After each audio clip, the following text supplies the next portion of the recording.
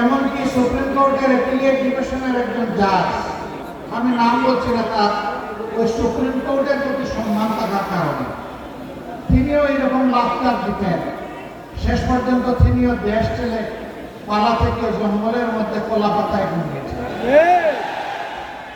কোনো সম্মান আপনারা পাননি, পাবেন না, কারণ আপনারা মানুষকে অপমান করেছেন, আপনারা আলেম উলামা খুন করেছেন, দেশপ্রেমিক নেতৃবৃন্দকে খুন করেছেন, মা বোনদের ইজ্জত লুণ্ঠন করেছেন, দর্শনের সেঞ্চুরি পালন করেছেন।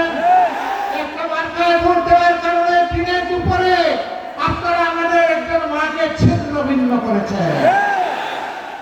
আপনাদের হাতে এদেশের মা বোনদের ইজ্জত মুঠেই সংরক্ষিত ছিল না, নিরাপদ ছিল না। কিন্তু শাসন ব্যবস্থার টোপে মাথায় একজন নারী বসা ছিলেন, তাকে তারা নাম দিয়েছিল মাদার অফ হিউম্যানিটি।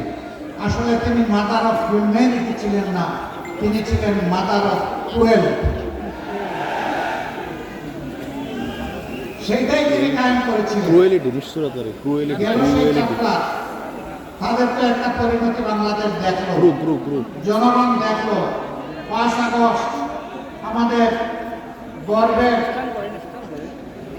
সন্তানদের বুক চিপিয়ে যুদ্ধ করার ফলে গোটা জাতি তাদের পাশে দাঁড়িয়েছিল বলে আলহামদুলিল্লাহ আল্লাহ তাআলা এই জাতিকে নাজাত দিলেন। আমি আজকের এই মঞ্চে দাঁড়িয়ে 24-এ সকল শহীদকে বিশেষ করে স্মরণ করছি, অন্তরের অন্তঃস্থল থেকে তাদের প্রতি শ্রদ্ধা জ্ঞাপন করছি। ইমান নিয়ে দুনিয়া থেকে বিদায় নেওয়া লোকগুলোকে আল্লাহ তাআলা শহীদ হিসাবে কবুল করুন। আমিন। 2009 সালের 25 এবং 26-এ ফেব্রুয়ারি পিলখানার হত্যাকাণ্ড থেকে শুরু করে 24-এর 5 আগস্ট পর্যন্ত ফ্যাসিবাদী শাসক গোষ্ঠীর হাতে যারাই নিহত হয়েছেন, আল্লাহ তাদের সকলকে শহীদ হিসাবে কবুল করুন। অসংখ্য মানুষ আহত পঙ্গু হয়েছে, অসংখ্য মানুষ, লক্ষ লক্ষ মানুষ দফায় দফায় জেলে গিয়েছেন। আর আমাদের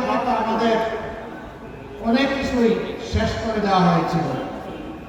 নির্বাচন কমিশনে আমাদের নিবন্ধন গায়ের জুড়ে বেআইনিভাবে বাতিল করা হয়েছিল। ইনসাফের প্রতীক দাড়িপাল্লা কেড়ে নেওয়া হয়েছিল। শেষ পর্যন্ত আমাদেরকে নিষিদ্ধ করা হয়েছিল। আমাদের 11 জন সিনিয়র নেতাকে হত্যা করা হয়েছিল। 1000-এর কাছাকাছি সহকর্মীকে হত্যা করা হয়েছিল। আমাদের অসংখ্য ভাইদেরকে আয়না করে বন্দী বানানো হয়েছিল। আমাদের নেতৃত্বের ঘর বাড়ি বুলডোজার দিয়ে ভেঙে দেওয়া হয়েছিল। এর অনেক কিছু অনেক দলের সাথে করা হয়নি, যেটা আমাদের সাথে করা হয়েছে। যেন আমরা এই দেশের কেউ নয়। আমরা আমাজনের জঙ্গল থেকে বেরিয়ে হঠাৎ করে বাংলাদেশে ঢুকে পড়েছিলাম, এইরকম একটা আচরণ আমাদের সাথে করা হয়েছে। আল্লাহ সাক্ষী, বাংলাদেশের 18 কোটি মানুষ সাক্ষী, বিশ্ববাসী সাক্ষী। তারা তাদের সন্ত্রাসের যাত্রা শুরু করেছিল 2006 সালের 28 অক্টোবর পল্টন মোড়ে দিনের দুপুরে লঘু বৈঠা দিয়ে মানুষ পিটিয়ে পিটিয়ে হত্যা করা হয়। মরা লাশের পরিসরে তারা নাচানাচিও করেছিল। এরা কোন প্রজাতির আমরা জানি। আল্লাহ তাআলা সেই অবস্থা থেকে জাতিকে মুক্তি দিয়েছেন, আলহামদুলিল্লাহ। আমরা আশা করেছিলাম শুধু আমরা নই, অন্যান্য রাজনৈতিক দল, আলিম উলামা, সমাজের সুশীল, সিভিল সোসাইটির সদস্য, সাংবাদিক বন্ধুগণ, তাও